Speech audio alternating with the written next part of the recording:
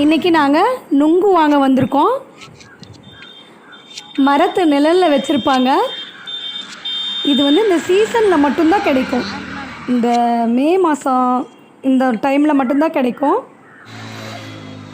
இதுக்கு வந்து கடை வாடகையோ கரண்ட்டு பில்லோ எதுவுமே கிடையாது. என்னடா இதெல்லாம் ஒரு வீடியோன்னு எடுத்து போடுறாங்கன்னு நீங்கள் நினைக்க வேண்டாம். இப்படி ஒரு நொங்கு இருக்குதுன்னே இன்னும் சின்ன பசங்களுக்கு நிறையா பேர்த்துக்கு தெரியாது.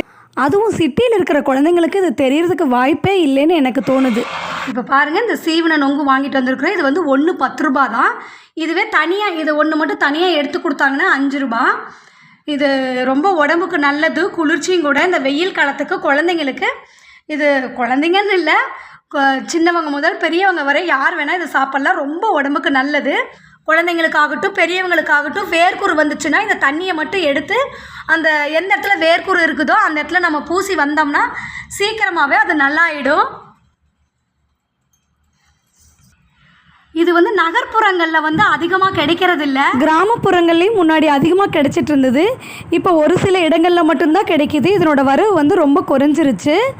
இது நினச்ச போது சாப்பிட முடியாது, கிடைக்கும் போது மட்டும்தான் சாப்பிட முடியும். பாருங்கள், இதில் வந்து தண்ணி இருக்குது. இந்த தண்ணி நம்ம குடிச்சிட்டு அதுக்கப்புறம் இந்த நொங்கு வந்து இப்படி விரலால் நம்ம கட்டை விரலால் இப்படி தோண்டி சாப்பிட்ணும்.